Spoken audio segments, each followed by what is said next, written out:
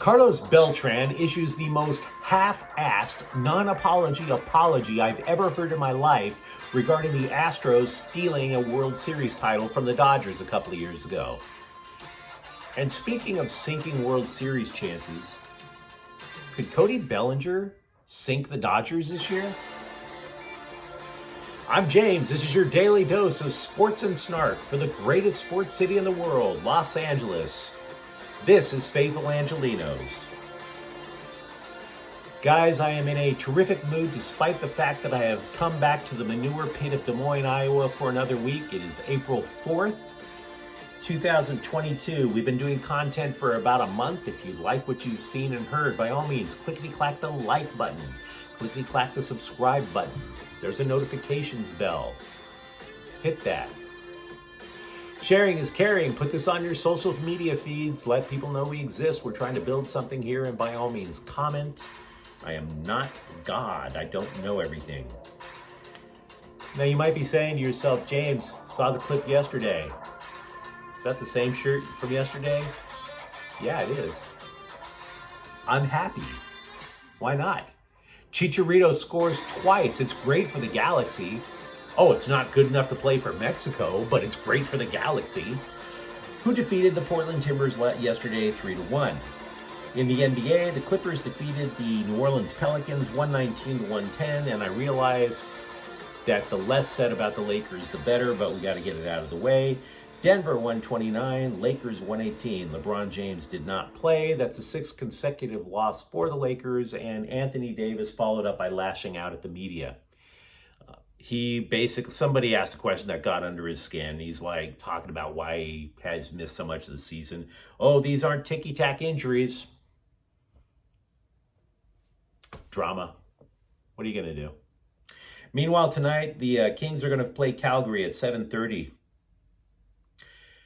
News and notes before we get to the main topic of Dodger baseball. And I want to start with a question. We do not talk about the Angels here because even though they have Los Angeles in the name, everybody knows they are not a Los Angeles team. But did you watch the game last night? Did you notice that they have a logo, which is probably going to be a patch on the uniform, celebrating their 20th anniversary of winning the World Series? What? Yeah, they are so... You celebrate a 20th anniversary the only time you won? Let me ask you something. This is why you can put Los Angeles in your name as many times as you want. You could call yourself the Los Angeles Angels of Los Angelesheim, and nobody's going to believe you're LA. Because if you're going to be in LA, you expect to win championships. Okay? When 2008 rolled around, none of us were running around sitting there going, oh yeah, 20 years ago, Kirk Gibson. No, we were pissed. We were pissed that we hadn't won since 1988. And you should be too. You should be pissed right now. You should be pissed because you have Mike Trout on your team and you can't even get a sniff of the World Series. You can't even get into the playoffs. Celebrating 20 years ago? Tim Salmon is rolling over in his grave. Darren Erstad is rolling over in his grave over this. Troy Percival. David Eckstein is rolling over in his grave. I could keep going all day. I'm going to have to move on. Quick note, USC football, they have a JUCO transfer, a punter kicker named Garth White. He's a 5-star prospect. With any luck, that solves the special teams problems that they had because Parker Lewis left the team. He went into the transfer portal.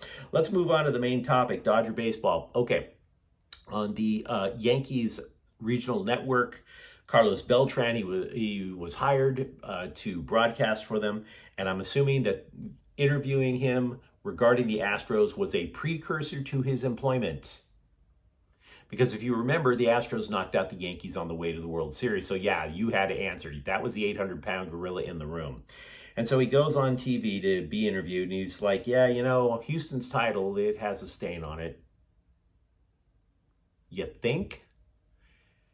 That title doesn't simply have a stain on it.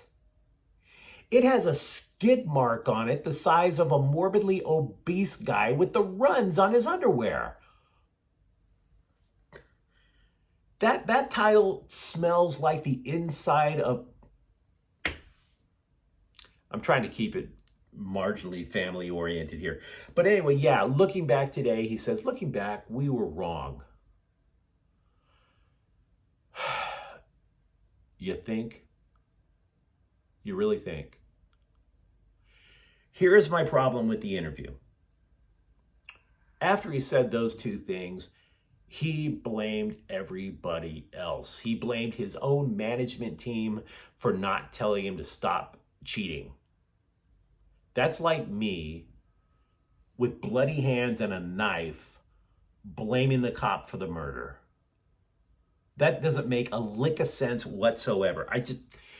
Then he sitting there and goes, well, you know, he's pissed. He's basically pissed at everybody.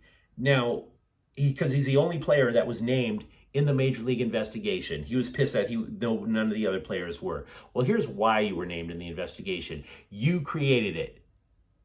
You were a major role player. You helped devise it. You were the one who said, hey, you were part of the group that said, we should put a camera in the outfield fence and link it to a TV outside of the dugout so we can steal signs. Right? For all we know, you were the one who ran to Best Buy and bought all the equipment. So no, I don't want to hear it. And by the way, you know what he also didn't do? He didn't apologize. He did not say, I am sorry, which the Dodgers and their fans have yet to receive from anybody in Houston, in the Astros organization, and damn sure not the players and management involved. Even the Houston Astros owner is like, no, we don't need to say anything to the Dodgers. I don't see the need. There was only one apology ever issued in the whole cheating scandal, and that was the Astros players to their own fans. Two of them apologized to their own fans saying, we're sorry we dragged you through this. So this interview means nothing. Your apology means less than nothing. To me, there's only two ways you can redeem yourself, pal. One is to apologize to the people who were actually damaged, i.e. the Dodgers and their fans, or two, snitch. Be a prison snitch. If you're pissed off that none of the other players were mentioned in the Major League Baseball report, you know who was involved. Snitch. Because let's be real, you're never managing. That ship is done, sailed, bro. You're only good now for interviews on Maury Povich before he retires, or Bob Costas. And also being the color commentator on the Yankees pregame. You're toast. Let's move on to the here and now. We are getting a lot of different stories about why Cody Bellinger is not performing up to expectations, because he has been absolutely terrible for more than a year. The 2019 MVP, last year, he injured his shoulder. He had shoulder surgery, and he has not been the same player since.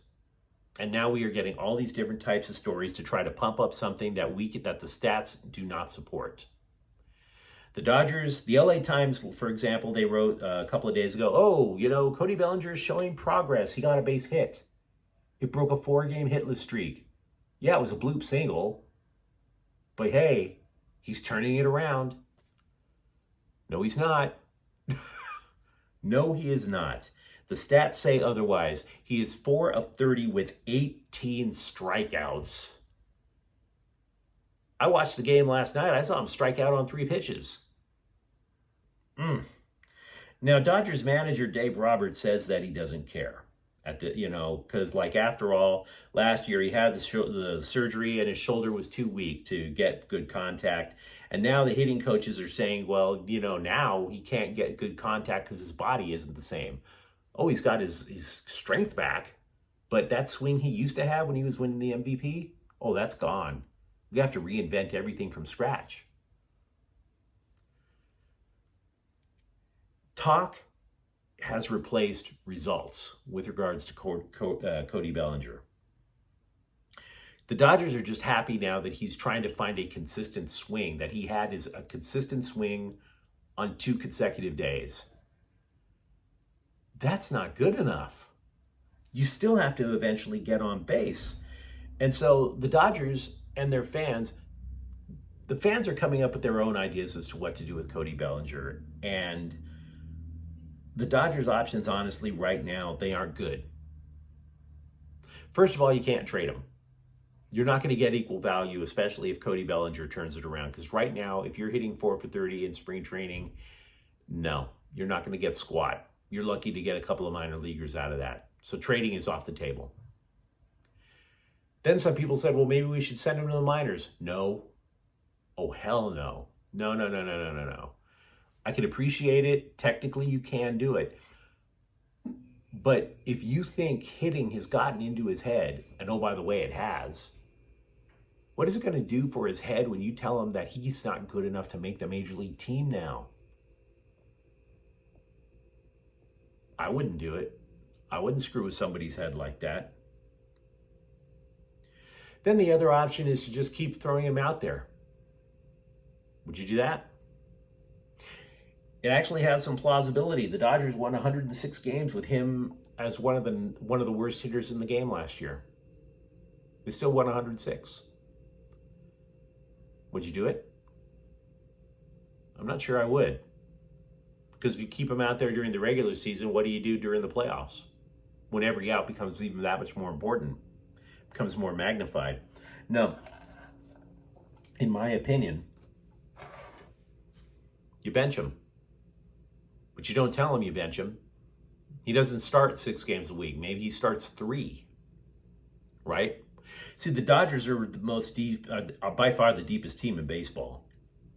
They don't have to just have somebody go out there and hit in the 100s and just play great defense. They don't have to worry about that. They have options. Max Muncy is an option. Chris Taylor is an option. Gavin Lux, even though he doesn't play defense particularly well, is an option.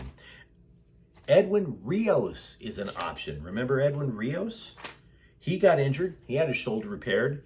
He was hitting home runs like they were going out of style before he got hurt. He had 12 home runs and 123 major league at-bats. He gets a surgery on his right shoulder. Now he comes back. He has 3 homers and he's hitting almost 500 during spring training. That's an option. So no, in my opinion, you keep Bellinger. You hope he figures it out. But he's not your, I wouldn't make him my everyday starter anymore. Of course, I'm not Dave Roberts. And Dave Roberts has a deepest team in Major League Baseball, so he has that luxury now. You tell me what you think. Because this is actually something that could sink the Dodgers from winning a world title despite that offense. Now, if you enjoyed this episode, don't forget to subscribe and tell people we exist. Because like I said, we're trying to build something out here. Thank you for watching. I'm James. We'll be back tomorrow. Faithful Angelenos is a Quien Corta El Queso production. Have a great day. Bye-bye.